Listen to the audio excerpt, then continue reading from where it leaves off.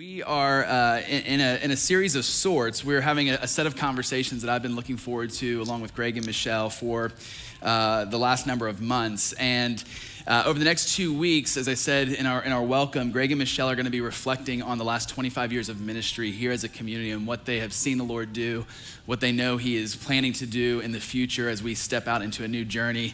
But I just think that's going to be a powerful aspect of reflection. As I thought about this message, for me, the Lord kept bringing me back to just the awareness of this moment. This is, in fact, my last message as an associate pastor here at Northlands. The next time I preach, it'll be Advent, it'll be Christmas. I'm excited, but it'll be me as the lead pastor of this incredible community. I'm looking forward to it. Yeah. And so for me, this message mattered especially. I wanted it to be something special. And so I thought back on the last 15 years that I've been here as a member of Northlands, and as I said in a previous message, as what we call a son of the house. And when I thought about what I wanted to share, I wanted to boil it down to what was like the single greatest lesson that I learned from this community and from Greg, who's been just a mentor to me, a disciple, I've been a disciple of his in teaching. And I boiled it down to a single lesson that I'm passionate about today. This lesson for me is not just something that I see scripturally as a biblical truth. It is something that I have tasted and seen in my own life. And the people, like men and women who have gone ahead of me, I have seen the fruit bear even greater than in my own life. I know this to be a truth. And so if you're here today, especially if you're a young person, 17, 18, 19, early 20s, I just want to compel you to put this principle, this truth into practice. Figure out a way to integrate it into your life. It matters that much to me. If you're here today and you've lived a long life and perhaps you've reflected and you go, man, I feel like my life is way more full of regrets than of successes. I want you to know that this lesson that I have learned, it has not only become a passion of mine, but it is a principle that redeems the times. It is the thing that the Lord looks at with great favor, and when He sees this in the heart of a man or a woman and sees it put into practice in their life, He looks at that and He exalts and favors that person. If there was something that I could teach my children, if I only had one lesson to give them, it would be this. It has been my prayer for my little girls of going, Lord, if there's one thing that I'm asking that you would do in their life and that you would bear fruit, it's this lesson here. And it's all centered around honor. There's a phrase that we use here at Northlands that we say regularly to just instill a value here. We say, honor is the key to inheritance. This is the lesson that for me over the last 15 years, there's been so many lessons. There's been so many messages that I've clung to, so many messages that I've done my best to apply, but this one here stands above them all because I have found that it bears an incredible fruit on our life, and it's all centered around the fear of the Lord. And I want to take you to help understand this phrase. I want us to really understand, what does that actually mean? What does honor actually mean? And what does a spiritual inheritance actually look like? And how are these two things connected? And how do we apply honor in our life so that we do see a spiritual inheritance? I want to talk to you about that today. And the best way that I could begin explaining it is I have to take you to 2 Samuel chapter 23. And I'm only going to read to you 4 verses from this chapter, but I need you to know the importance of the setting of what's happening. More than just the words, you have to put yourself in the scene, in the moment. These are the last words of King David, arguably the greatest king and leader in Israel's history. He is on his deathbed. I want you to think about your deathbed moment. Not to be dark or not to be gruesome. I just want you to go, if you are on your deathbed and you were breathing your last breath, who do you want in the room? If you were going to give a few more sentences to someone, who would it be and why? I think as a parent, I want my girls around me. I want to speak to them. And David, he brings his son Solomon. Solomon is the last one to hear the words of his father David. He says, I want to speak to Solomon. I need to tell Solomon something. Then you have to ask yourself, what would you say? You get one more lesson to tell your kids. What would you say to them? But not only that, Solomon's gonna be the next king in Israel's history, which is a big deal. Obviously, David cares about Israel, so he wants the nation to be led by it. But it's more than that. David's life work is in this moment. He spent his entire life working towards building this kingdom, making it great, making it to be a tribute of praise to the Lord. This is his life work, and he's putting it in the hands of another human being. Yes, his son, but he's got to tell this man, hey, don't mess this up. What do you say to that person in that moment? This is why this lesson, honor is the key to inheritance. That's why it matters so much to me, and it's reflected in this story. David, on his deathbed, this is recorded. These are the last words of David, the inspired utterances of David, son of Jesse, the utterance of the man exalted by the Most High, the man anointed by the God of Jacob, the hero of Israel's songs. And then he says this, the Spirit of the Lord spoke through me. These are not just the words of a dying man to his son, talking about his life work. This is the Spirit of God speaking through this man, his servant and vessel. And these are the words of the Lord through his servant and son, David. His word was on my tongue. The God of Israel spoke. The rock of Israel said to me, when one rules over people in righteousness, when he rules in the fear of God. Pause. What happens when a man or a woman lives their life like this?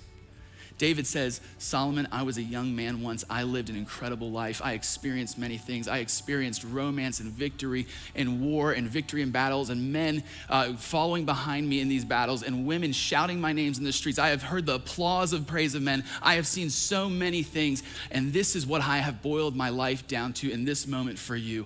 When one honors people and lives honorably before man and before God, when one walks humbly before the Lord, this is what you can expect from that person's life.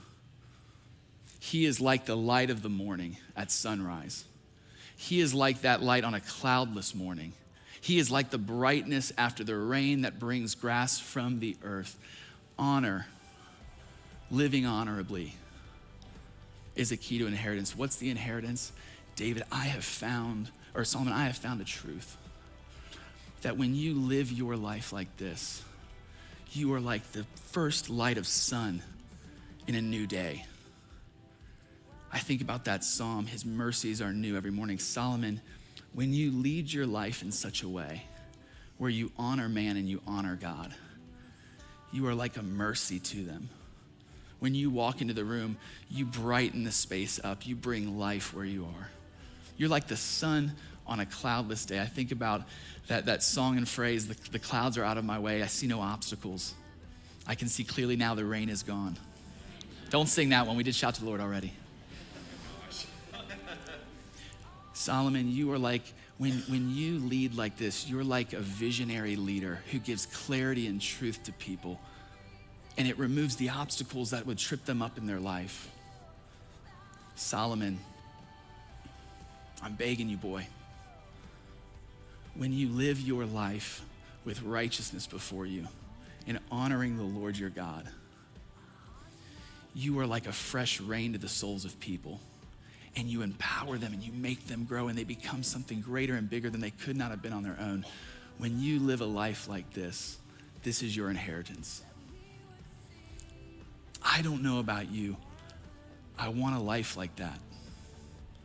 I want to be surrounded by people who love me, and I want to know that my life in their life mattered. And what I have found to be true over the last 15 years when I first heard that phrase, and I've seen it and tasted it in my life up to this point, I know it to be true. I have seen the goodness of God in the land of the living. David was, I was once young and now I'm old. He's now at the very, very end of his life in this world. And he goes, I'm telling you a truth, son. If you live your life honorably, the Lord has a great inheritance for you. And so I want to focus on that lesson today. I have 3 principles for us, and that's my message. It's pretty straightforward, very meat and potatoes. Here's the 3 principles. I want to start with the first principle here. I have found this to be true. If you want honor, if you want an inheritance in your life, you have to have honor. Well, how do we get honor? This is the first principle that has to be applied. Humility. Humility is the doorway of inheritance. If you, I'm speaking to like a 17, 19-year-old guy right now. Girls are not excluded, but I remember being at that age. I am telling you a truth. The race does not always go to the swift. The charismatic and the strong are not always the one who get the prize. Promotion is a gift from God. It's not a prize that you earn. Your supervisor, your boss, they do not hold the keys to your future success. Every good gift, every perfect gift, it comes from above. I don't care if you say, man, I've destroyed and ruined my life. Humble yourself before God and man. And that is the great equalizer. It is grace and honor is the great equalizer in the kingdom of God. I have seen charismatic, gifted, incredible leaders, and they are uncoachable and untrainable, and they are arrogant, and the Lord resists them at every turn. In a culture where we have self-promotion and backbiting and consumerism, whatever you can get from your life in self-promotion, that's your inheritance. I have 4 messages on honor, and I've only got one today. Second message that I would preach is Esau sold his birthright for a bowl of stew. His bowl of stew, that temporary pleasure that he had, that was his inheritance. You can have an inheritance from the father of lies, and in this world, or you can have an inheritance from the father of life, but you cannot have 2 fathers. Choose your inheritance wisely. How do you get into this inheritance? The very first step towards a spiritual inheritance is you show humility before those who the Lord has put over your life, and a humility before God. I want you to read the response that Solomon had. David passes away. We're going a little forward in history. Solomon's being established as a king, and things are going pretty well for him as he begins. And the Lord comes to Solomon, remembering the promise that he made to Solomon's father, David, about a son being on the throne. And he comes to Solomon and he says, Solomon, I want you to have an incredible life and leadership for these people. Ask me for anything, and I'm going to give it to you. And Solomon really could have asked for anything in that moment. Again, you go to the deathbed scene, you go to this moment. If God said, I'll give you anything you ask for, what is it? What would you ask for? And I love Solomon's response to this because you can totally see his reflection of his father's teaching to him in 1 Kings. I want you to bring that passage up. Solomon said to the Lord in response, you have shown great and steadfast love to your servant David, my father. Why? Because he walked before you in faithfulness, in righteousness, and uprightness of heart towards you. What David told Solomon on the deathbed was not a theory to David. It was practiced by David, so much so that his son Solomon said, I can tell you the fruit of my father's life. Men, would we be known by our children, not by the words that we tell them, but by the lives that we live and the deeds that we do? That they would say, let me tell you what my father was about. I can tell you plainly. He was faithful, he was righteous, and he was upright in heart towards you. And you have kept for him this great steadfast love and have given him a son to sit on his throne this day. Listen to his posture and how he positions his request. And now, O Lord my God, you have made your servant in place of David my father. Pause on so we're never gonna get through these verses. He goes, let me be clear, Lord. I recognize that I didn't put myself on this throne, and I'm not on this throne because David was my daddy. You would say, well, no, he's the next one up. I go, no, Saul was the king, and because he was not righteous, and he was not faithful, and he did not fear the Lord took the throne from him. And Solomon goes and recognizes in the fear of the Lord, as David instructed him to do, I recognize the reason I'm here is not because David gave me something. I'm recognizing I'm here because this is your throne, and you're giving it to me now to steward for a moment.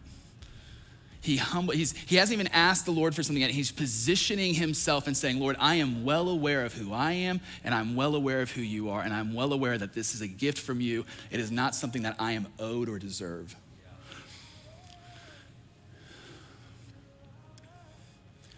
Although I am but a little child, I do not know how to go out or come in. He was not a little child. He was a grown man. But again, if you're asking me, what is the fear of the Lord? This is the fear of the Lord. It is a sober view of who you are and who God is. And you say, but Tyler, we're supposed to walk confidently before the throne room of grace. Absolutely. But it is to be recognized that it is a throne of grace. And the reason you approach with confidence is because the one who called you is good. And so what Solomon is doing is not saying, I don't recognize that you made a covenant with me and with my father. What he is saying is, apart from your goodness and grace, who am I? I am nothing. I am but a child in your eyes. And so the fear of the Lord is this recognition of, if I wasn't tethered to the throne room of God because of the cross of Christ and we were separated, I am well aware of who I am approaching, and therefore I approach humbly with reverence, not with a false bravado about my leadership skills and how many books I've read and my giftedness. The Lord's not impressed by that. And your servant is in the midst of your people. He acknowledges these are your people that I happen to be leading at the moment, whom you have chosen, a great people, too many to be numbered or counted for the multitude. Give your servant, therefore, this is his request, an understanding mind to govern your people, that I may discern between good and evil. Because who is able to govern these great people that are yours? And this posture, and these deeds, and this action, this pleased the Lord. And the Lord said, because of that heart, because of that humility, that you just walked into a doorway, I'm not only gonna give you what you requested, but I will make you the wealthiest man that's ever lived. I will make you the wisest man that has ever lived or walked the earth or will walk the earth. And I will give you peace on every side. And nations will come and pay tribute to you, and they will call you blessed because of that heart of humility right there. Solomon takes the words of his father, David, and he says, I want to put into practice what my father told me before he passed, what he knew to be true about this life in that generation, and is still true in my generation. Lord, give me a mind to govern your great people and help me walk in humility. If I could boil down a definition, this is just my own definition of what is honor in light of what we're talking about. Honor is humility in action. If you want to boil down honor, this is what I have found to be true. Honor is not, my mom's watching, so, and I hope this isn't too inappropriate. Honor is not shooting sunshine up people's shorts. It's not just going, oh, you're so amazing, you're so beautiful, you're so kind, you is lovely, you is kind, you is important. That's not honor. That's something else. Honestly, people who self-promote do that to manipulate and get their way. That's not honor. Honor is the recognition when I come into the room, the king that I serve tells me to come low and to show humility. Not to prove greatness, but to demonstrate service so that I can bring greatness out of others. Honor is humility in our actions, our deeds, and our words. Let's keep going. Solomon now, we're going to just fast forward a little bit further into time. Solomon now, he has become the older man. And he's begun to write many books, and some of what he's wrote was then recorded and put into the scriptures. And we have the book of Proverbs, which is wisdom literature from the wisest man that ever lived, because he made this request to the Lord, and the Lord honored it. And he wrote several things about wisdom. I would encourage you, again, to the young people, but if you're saying, man, I need to redo my whole life, start in the book of Proverbs, because he will tell you the fruit that comes when you are wise, and he tells you how to get wisdom. And so here's just a couple verses that Solomon writes as he reflects on the truth of his father David, and he talks about how he implemented it in his own life and his own leadership. He says in Proverbs chapter 9, verse 10, here's what I know to be true. The fear of the Lord, that is the beginning of wisdom. And knowing the Holy One, that is the beginning of understanding. It is not in reading books. It is not in accumulating knowledge. It is not in getting degrees. He goes, if you want to be wise in this life, you need to understand something. Wisdom is a gift given by the Most High God. He doesn't give it to people who have a natural bent and IQ towards understanding. He says, anybody who fears the Lord and humbles themselves, the Lord will grant to them a supernatural kind of wisdom. And anybody who understands, or rather knows the Holy One, who knows the nature of God, he will bring understanding to the mind. And again, I don't care who you are. I have found this to be true. You might say, Tyler, I have learning disabilities. I'm not educated. My parents weren't educated. I don't come from a family who has high intelligence. I am telling you a truth. If you want that and you want wisdom, all it requires you to do is to take a posture like Solomon and humble yourself before the Lord, and humble yourself before people that he has placed in authority over you. And I promise you, you will see the fruit of wisdom. We see it here in Proverbs 15:33. Wisdom's instruction is to fear the Lord. That's what wisdom would tell you to do. What do I need to do to begin to grow in understanding and knowledge and to grow in intelligence? What do I need to do? Oh, wisdom's instruction to you. You know what you should do? Step one, don't sign up for a master class. Step one, fear God. And then he says this, it's our phrase that we've captured here in the heart of our house. Humility comes before honor. Honor is the key to inheritance. If you want it to be honored by the Lord, is the context of that verse. He's looking at humble hearts, not powerful leaders. Honor is humility in action. Second principle that I want to bring out is this: honoring others is a work unto the Lord. Honor is the key to inheritance. If you want to understand how to capture honor and integrate it into your life, principle 1 is that humility is the doorway to that inheritance. And principle 2, honoring others. It is a service to that person that you're honoring, yes, but it is a work unto the Lord. It is an offering unto the Lord. Exodus chapter 20, verse 12. We know the 10 commandments probably pretty well. And one of the commands we see is this one. And Ephesians says this is the command that comes with a promise. And it says this: honor your father and your mother so that you may live long in the land the Lord your God is giving you. There's that in green, that inheritance right there. The Lord is the one who gives the reward. I used to think growing up, and I love that my dad's probably watching too, I used to think growing up that this command was just good common sense. It's like, honor your father and mother. I go, obviously, because then you'll live a long life. Why? Because the God makes a promise and so does your father. If you dishonor your mother, I will end you. Like, God's not the only one who can make promises. If I see you disrespect your mother, I will end you. So I was like, obviously you're not gonna live a long life because he will shorten your life. The Lord numbers your days. He gives you a number, and the Lord's like, and Dad's just like, I'll cut it. He's like, that's your mom, that's my wife. I'm just kidding, you weren't that harsh, but you gave some warning shots. No.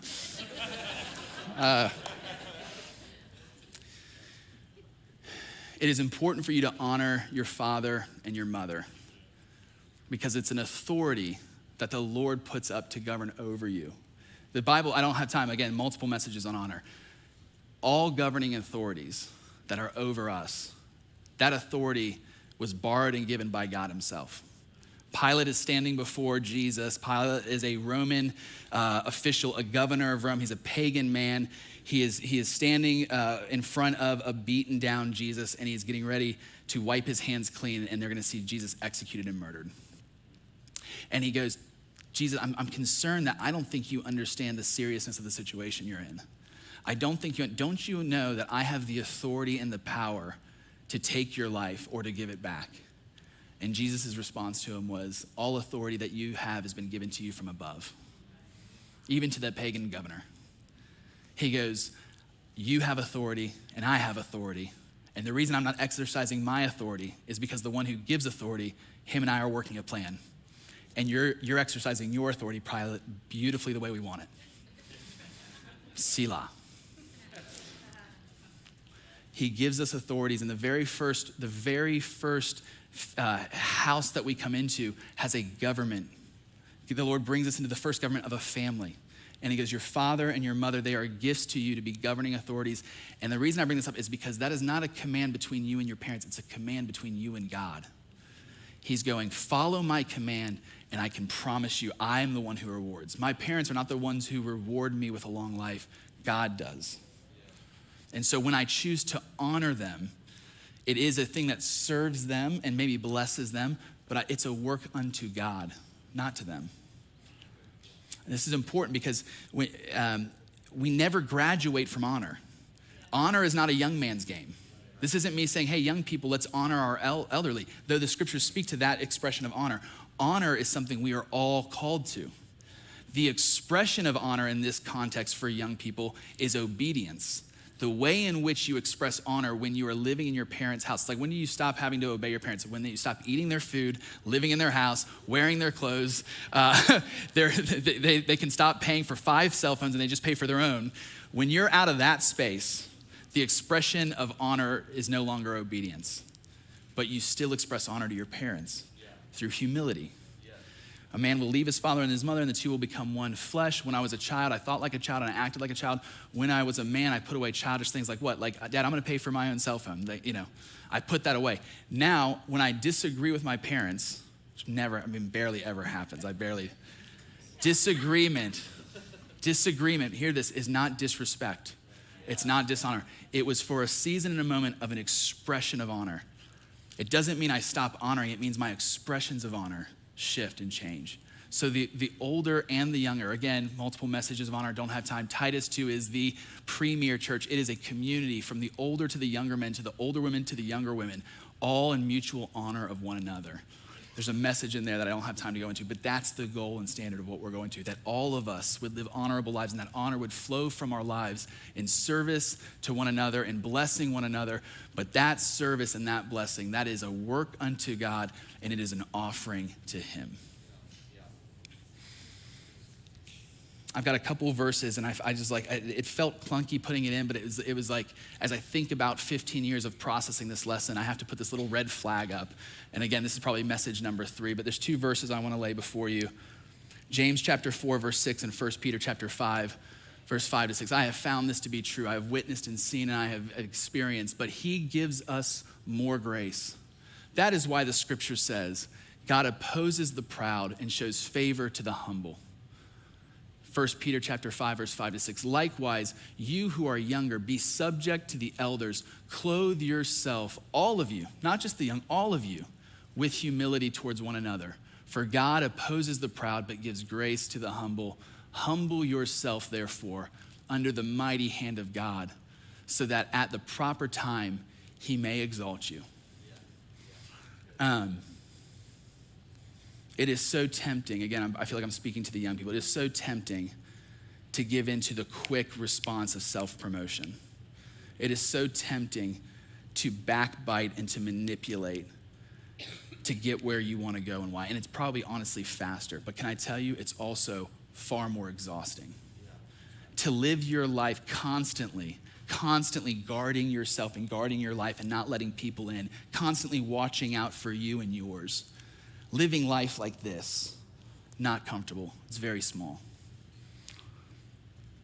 But when you live a life of humility with open hands and people take from you, perhaps even at times take advantage of you, you can give freely and generously. Why? Because what was put in your hands was not something that you earned. It was something placed there by God. And if he wants it back in your hands, he'll put it back in your hands. He is the one that promotes. He is the one that gives authority. He is the one that gives power. You can live a life free and lightly, as Jesus says. He says, come to me if you're heavy and weary of this life and the promises and the inheritance that it promises you. It is weak in comparison. Come to me and I will give you rest for your souls. If you are here today and you don't know Jesus as your Lord and Savior, and perhaps you're exhausted by life, I am telling you, if there's a lesson I could teach you, fear God. Humble yourself before his mighty hand. And I promise you, he can lift you out of the muck and mire of this world that is filled with sin and brokenness. I know it to be true because I've experienced it in my own life, in my own muck and the own mire of my own creation, and I have witnessed it again and again and again and again in the transforming power of God in the life of people. Humble yourself before God. Don't be like this world. Avoid self-promotion like the plague. And he will exalt those who show humility and walk upright in heart towards others and him. All right. Principle number 3. Oh no, let me just read one more small verse, Colossians chapter 3. Because this pretty much puts the bow on this whole point. Colossians chapter 3, verse 23 to 24. Whatever you do, work heartily as for the Lord and not for men, knowing that from the Lord you will receive the inheritance as your reward. You are serving the Lord Christ. It is so important for you to hear this. I don't know who you are. I just know someone needs to hear it. Sometimes people think I'll be generous when I have more money to be generous. They wait for another day to do it. I want you to know, if you're feeling trapped, perhaps maybe in a dead-end job with a boss that you hate, the Bible, the New Testament speaks so much of the relationship between slaves and masters, and in places where people are stuck and there's nothing that they can do, not even the church leaders can do anything against a government like that slavery was essentially just assumed and had to be accepted. There was nothing they could do to break people free of that relationship. And yet Paul and so many of the writers of the New Testament go, I can't set you free from the slavery and bondage from that person, but what I can do is set a captive free. That they might have you in chains around your wrist and around your ankle, and you might feel like you're busting rock, but let me tell you a truth. You're not busting rock for them. You're doing a work that's unto the Lord, and he sees the tears that you shed. He sees the abuse that you've taken in. He sees all of that, and he's treasuring that up, and he's saying, to your account, I'll give it to you. When you humble yourself and you walk honorably, even to the ones who are dishonorable, and you don't let their twisted heart twist your heart, you are doing a work unto me. And so if you're here today and you're like, I am stuck in a life that I absolutely hate, you do not have to wait for another day to choose honor. Your inheritance is not far away like that job's promotion or the new career you need to be in. It's at the doorway. And the only thing it requires of you is a humble and contrite heart. Principle number 3, and we're landing the plane.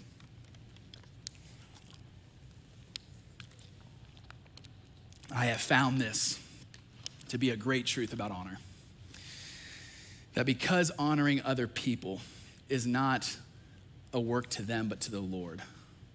That when we honor the honorable and we honor the works of previous generations, it turns ceilings into foundations. What do I mean by that? God designs honor to be a means of access and receiving blessing and inheritance.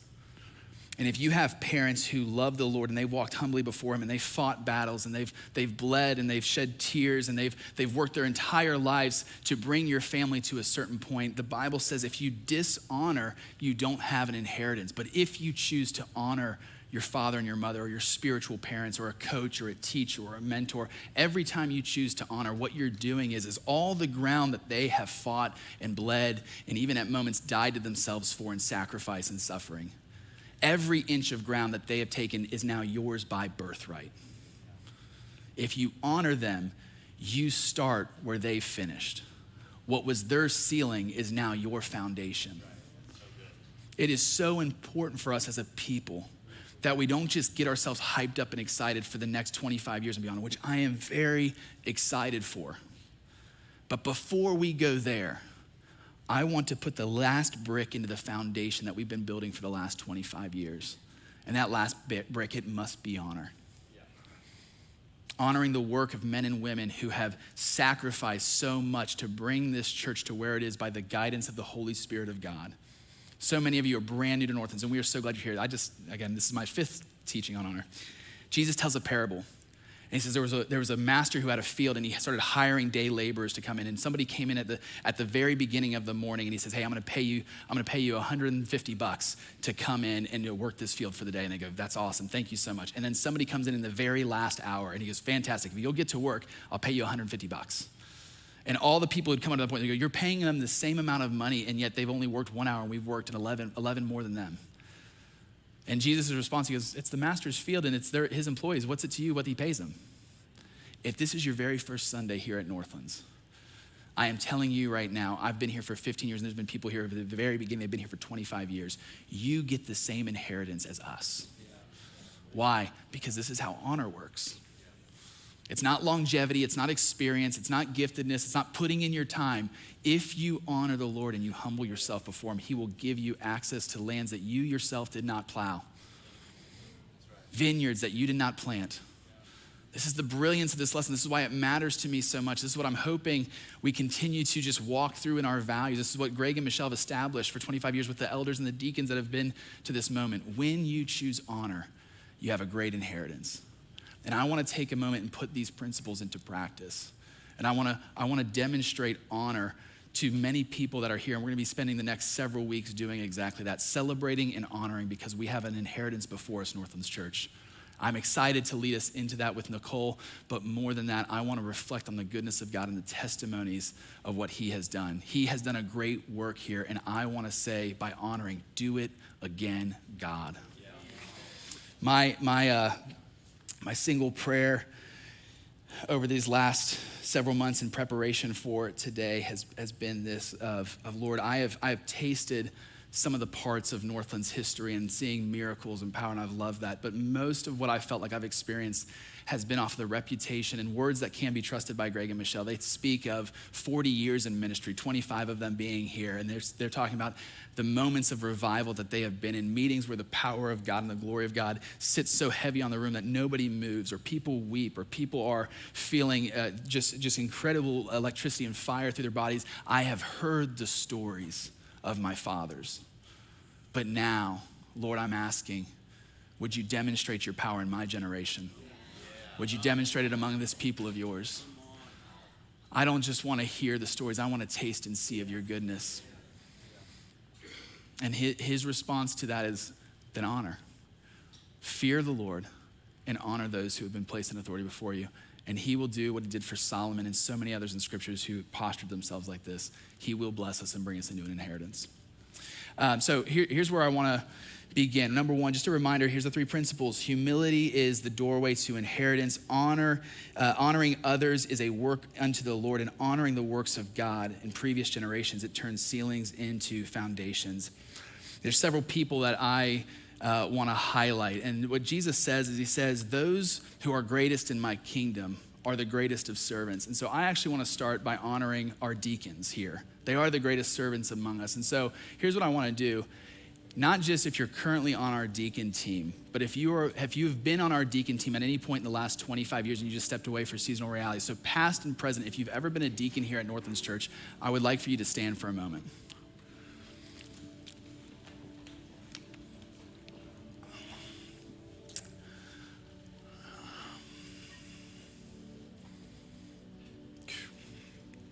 This is why I started writing stuff down.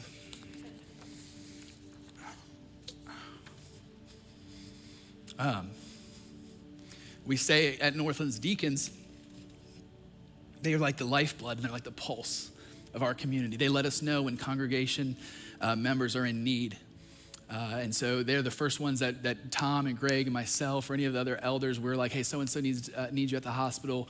We need somebody to do a wedding. We need someone to do a funeral. We need somebody there to minister. We need someone there to teach a class. But it's normally the deacons who are on the front lines. You guys are the greatest servants among us, and what you do and the leadership that you have, it matters deeply.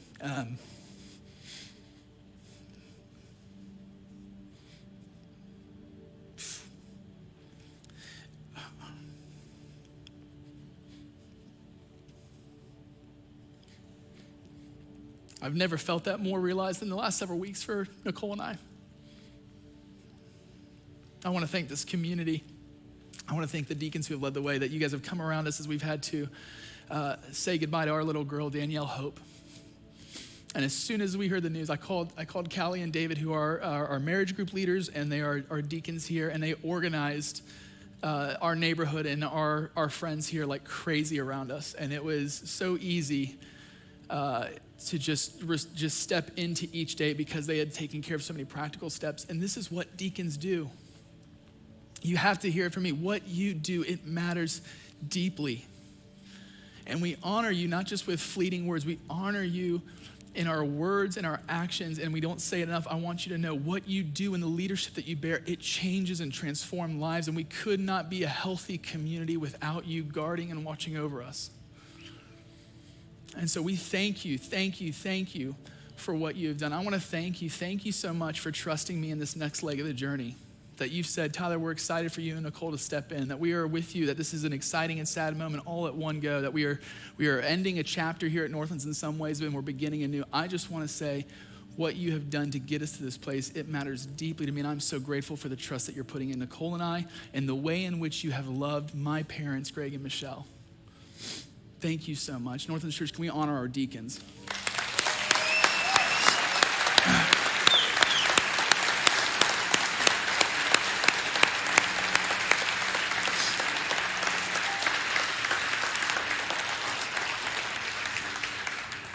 Deacons, if you'll have a seat just for a moment, I'm going to ask elders, past and present, would you stand so that we can see who you are? Elders that are in the room, and if you've served on our eldership team at any point in time, would you just stand?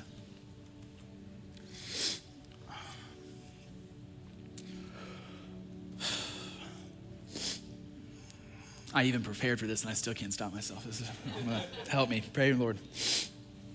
We say at Northlands, and we say it in our membership class, this is our teaching, that elders have a responsibility to govern, guide, and guard, the 3 G's of an elder, that we govern the affairs of the church, that we oversee and keep watch, that we guard and we stand on post, and we continually guide people into the truth of the Word of God. And I want to say, number one, it is an honor to be counted among you. I'm so grateful for you. I'm so grateful for the way that you have served us and you have watched over us and you have kept us safe. And what you do matters. And again, I'm so thankful that you have trusted me and Nicole in this next leg of the journey, especially in this last season that we have been in. We have just so felt your presence. The reason I have a confidence and the reason that I feel like it's still time to make this transition is because I know who's in my corner and watching over Nicole and I. and watching over this church. And I am so grateful for your leadership and the way that you bring your leadership each and every day of the week on behalf of these people. Your sacrifice is not just seen by the Lord, but seen by all of us. And we are better Christians because of your leadership. So thank you for that. Would you help me honor our elders?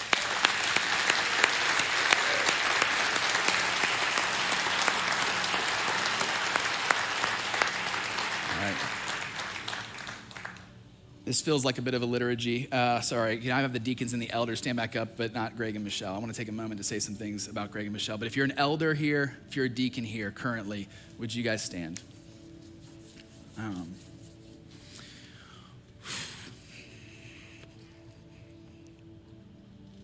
One of the greatest compliments that people give Northlands when they're newcomers and they're just checking out the church. It's a phrase that we didn't count on. It just happens. When people are new to the church and they've been here for a few weeks, one of the things that they say, they go, man, the more that we hang out at Northlands, it just feels so safe.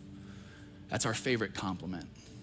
That this would be a safe place where the word of God is preached powerfully and proclaimed, and that people are watched over and cared for well, and that it is a safe place for our families and for our children. We love that compliment. The way that you get a compliment like that is through the leadership that we have here.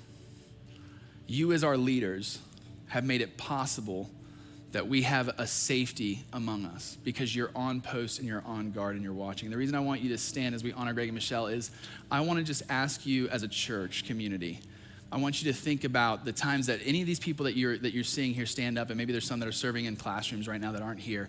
If there's been a time that they've taken you to coffee or broke bread with you, or you've been in their journey group, or they've given you counsel or pastoral care, I just want you to know this might be a complete mystery to you. Do you know that these men and women, they don't live in bubbles where problems don't hit them, where dangers don't come at them, where they don't bleed and shed tears?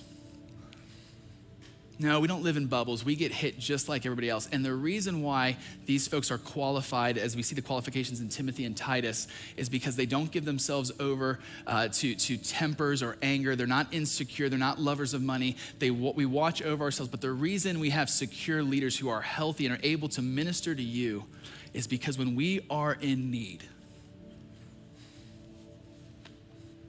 the tears that you shed on our couches, we're shedding those tears on Greg and Michelle's couch.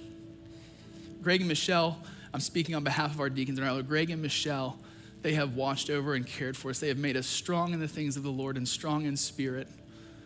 They have counseled us. They've watched. Perhaps you've been on Michelle and Greg's couch yourself, even as members, but we as leaders, we would not be where we are, and we could not serve you the way that we served unless it was for these people here.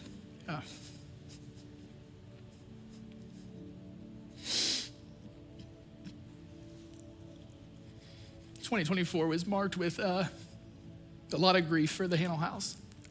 And when I lost my sister in July, the very first call I made after I got the news was to that man. Because I had to go home and I had to tell my wife and I had to tell an 8-year-old little girl that her aunt had passed away and I didn't know what to say or do. And Greg prayed with me and he walked me through it. And I'm just one story of the people that are standing here. They have been with him in the hospital. They have watched over us. They have cared for us. And it is our honor and our privilege, these leaders, it is an honor and privilege to serve you. But the reason we can keep doing it year after year after year after year is because of the service and the care that we have received from these lead pastors of ours. And we love them deeply. You guys can take a seat for a moment. I say that and I wanted us to stand because our leadership team got together in August without telling Greg and Michelle. No, they knew.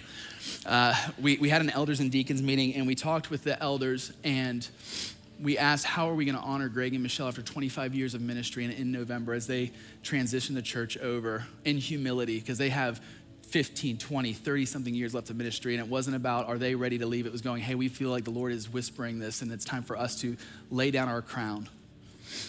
And so they made the decision to hand things off to Nicole and I. And so we said, what do we do in response to that humble heart? And so as a team, we talked through a number of things. Number one, Greg and Michelle, as they step into an apostolic ministry and into a new mission that we are very excited about, their offices will be here at the church. They're still on our eldership team. We're looking forward to this apostolic work, and there's more to come on what that looks like and feels like in the days ahead that'll come from them. I know that they're going to, in this space, as they step out and they're sent out ones, that they're going to be able to raise capital from other partners and other churches. But I wanted our church, along with our elders in complete and unanimous agreement, we wanted to be the first fruit seed to go into that mission. When the books of history are open, I want us to be the ones that say we gave to that mission when it was first launched. We were there at the very beginning of it. And so we decided as an eldership team to fund that first year of their apostolic ministry as a church and a house. And so there's more news of what's going to happen in the next year that we're excited about. More to come on that. We then talked about giving them a sabbatical. After 40 years of ministry, Greg and Michelle have not taken a sabbatical. They couldn't even spell it when I first told them what it was. No. I was like, Greg, there's only 2 B's, not 3. No. And so we as an eldership team, we decided the amount of time. And so I need to take a moment just to explain the sabbatical. We decided as an eldership team, we want to give Greg and Michelle 6 months of sabbatical starting after November 17th. And we're going to work out some of the details because Christmas, they want to obviously be with their family. So we're not going to send them away just then. But I say this, and we need to talk about this. This is me, lead pastor hat's coming on. When I say they're going on sabbatical, I mean, they're not pastoring for 6 months. And they don't want me to say this. I'm saying it. They love you guys. They love being on the phones with you. They love taking meetings with you. They love counseling you. We have an entire eldership team and a deacon team that you just saw standing. They would love to take your calls for the next 6 months. My mother's number is not accessible to you. I'm actually taking away her cell phone. Sending her out into the wilderness. So I say that to say you're going like, obviously we're going to let them rest. We're going to give them a break from pastoral care. They're going to be able to rest and have connection with the Lord. I just need to call Michelle real quick about that. Don't do that. Don't do that. We want to bless them with a time of rest. And so it's not that they're going to take all that 6 months all up at once. We're working that out with them right now. As their kids, we've told them that they have to take at least 3 months up front and actually rest and breathe. But the rest of that time, we're going to work out in the year to come. They can use that at their space. But we want the ground to rest. We want to bless the work that they've done. We want them to have a time of rest. Amen? And so the last thing that we spoke about, well, there's a number of surprises that we have in the next several weeks for them, but I'm not talking about that now. The last thing that we spoke about as an eldership team is one of the things that happens is when guest speakers come in, we want to honor because we believe honor is the key to inheritance. So when guest speakers come in and they preach and they minister, we give them an honorarium. We want to say, hey, thank you so much for being here. Thank you for your time, and we bless them financially. After 25 years of ministry, we wanted to give a love offering, not to the ministry and the mission of their apostolic, but to Greg and Michelle personally. So as an eldership team, as we reflected back on all the times that they have saved us and watched over us in ministries, we as an eldership team made a decision to give them a set of funds to fund their sabbatical. Now, with that being said, we talked as an eldership team, and we kept coming back to 1 Timothy. I think I have it up on the slide. 1 Timothy 5, verse 17. It says this: the elders who direct the affairs of the church well are worthy of double honor, especially those whose work is preaching and teaching. The elders who direct the affairs of the church well. 40 years of ministry, 25 here, no scandals, no fraudulent activity. It's so funny that you have to start off with, at least they didn't do bad things, right? In a world right now where we're just seeing leader after leader after leader after leader after leader fall, we've been blessed by 2 leaders who the Lord has watched over their hearts and their minds, and they've been married to one another, and they faithfully served us well. Not just refrained from sin, but pulled people out of sin and led us into victory. Northlands Church, I know you know this, but we're just saying it so they can hear it. You have led us well, exceptionally well. So as an eldership team, we said, hey, we're going to give an offering on behalf of keeping us all safe and sound so that we can keep leading these people. We're going to give an offering. But on top of that offering, I want to invite you as members to demonstrate humility in action with words and with deeds and with actions. And we want to give you an opportunity to give them a love offering as well on top of that. So on the QR codes, as we close the QR codes, you'll see 2 things that would bless them. Number 1, I would like, for our members especially, my goal is 100% participation. Give a gift of some kind to this couple because they are well deserving of it. Consider the ministry that you've received since you've been here, whether it's from an elder or a deacon directly or from Greg and Michelle. If you received that ministry, it's because they built a strong team to do it. So we want to honor them, and it's right to do so. We also have on that QR code a way for you to submit words of encouragement or any prophetic words that you have for them. I would ask that you would just pray for them over this next several weeks as they're taking a rest and then stepping into a new adventure. Would you submit to them prophetic words that would honor and bless them from the Lord? And so we want both words and deeds. Because this might be a surprise to you, like we didn't prepare anybody. We were just saying, hey, we want to get this opportunity. This fund is going to be up to honor Greg and Michelle for the next 4 weeks. So if you're not able to do it today, over the next few weeks, I'll remind us during our offering teachings, hey, also, we'd like you to bless Greg and Michelle for 25 years of ministry. So if having a point to do that. If you're here as a member and you're saying, hey, Tyler, I don't have the ability to give to Northlands and to Greg and Michelle, I would love for you to stretch yourself in faith and to do that. But if you're not able to give above and beyond your normal offering to Northlands, I'm going to ask you to choose Greg and Michelle. I believe this much in honor.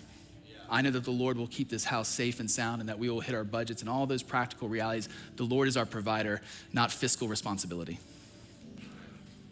It's more important to me that we honor what is honorable.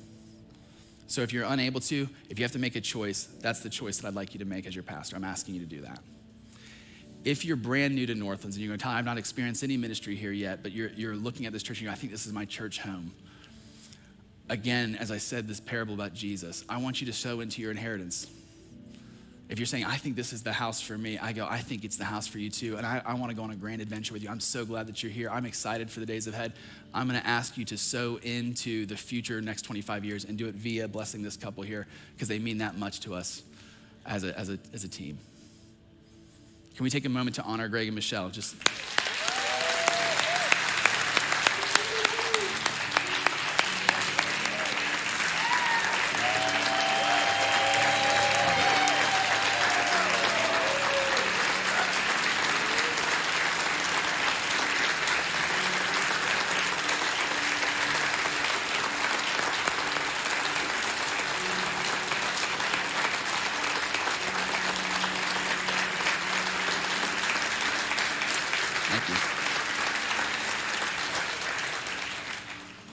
I want to close with this to Greg and Michelle. And I put this on a paper because I'm just going to have to read it. Greg and Michelle, under your leadership, I have learned that there is nothing more exciting than Jesus calling ministers to leadership in his church. It is a profound gift and an honor. And it is not a call that everyone receives, which makes it all the more special. While it is a call that promises a breathtaking adventure and incredible fulfillment, those who respond to this call not always find out quickly, but inevitably, that it is a call of service, sacrifice, and even suffering.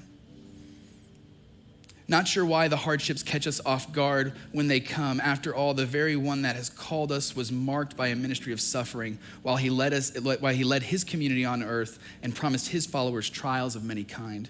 Isaiah 53:3 says, he was despised and rejected by men, a man of sorrows and acquainted with grief. And as one from whom men hide their faces, he was despised and we esteemed him not.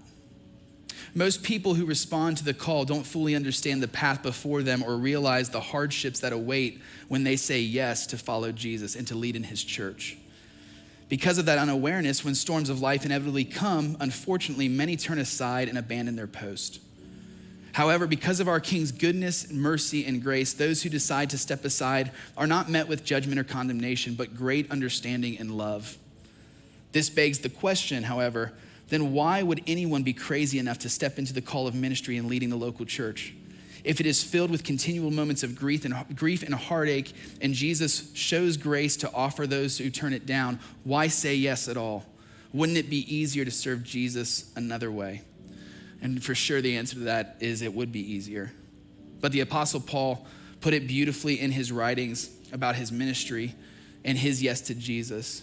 Do you not know that in a race, all the runners run, but only one gets the prize? Run in such a way as to get the prize. Everyone who competes in the games goes into strict training. They do it to get a crown that will not last, but we do it to get a crown that will last forever. The great hardships in ministries are met with the great prize of having a front row seat to the power of God transforming lives and bringing his light into a dark and broken world. It is sometimes hard to see the prize in the day-to-day, but when you look back over a lifetime of faithfulness in running this race, it is not hard to see and worth every moment of pain. The person who says yes is not driven by comfort or ease of life, but by passion. At the very center of that word passion, in its purest form, it means to suffer for. It was Christ's passion for people that he was willing to suffer the cross. And it's a minister's passion for Jesus, for his truth, and for his people that we say yes and we stay the course.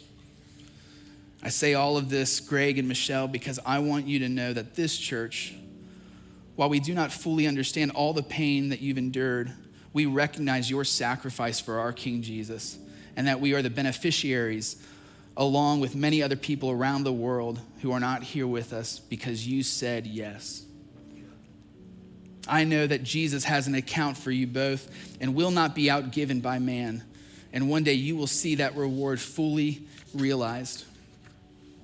In the meantime, we hope that you see part of your reward today, which is not a sabbatical or a vacation or a financial gift. Your reward is a thankful people filled with thankful marriages that you helped save, thankful parents that you helped support, thankful children that you helped raise, thankful leaders that you helped launch, faithful students that you taught, thankful sheep that you fed,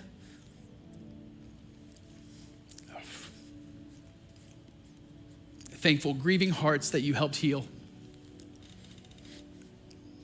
We are a thankful church that for 25 incredible years you have faithfully led. As Paul said, when asked about his qualifications to be a minister of Christ, he did not point to signs and miracles of power or demonstrate his wisdom in his teaching or his unique, profound revelations, but instead he said, you, the church, you yourselves are our letter, written on our hearts, known and read by everyone.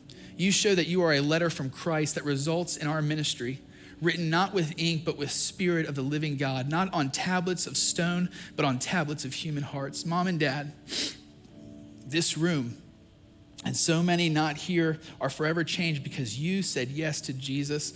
And all I can say as the leader speaking on behalf of this community and family, we say thank you, Greg and Michelle Haswell. Greg has said this 1,000 times over, and when I first heard it, it grabbed me. He said, anybody who chooses to lay down their life for the King in his kingdom and his bride have my utmost respect. And I want to say to you, Greg and Michelle, anybody who lays down their life like you have for my King and his kingdom and his bride, you have my utmost respect. And you have the utmost respect of our leadership team here. And we're so grateful for you. And thank you for your sacrifice. One more time, Greg and Michelle.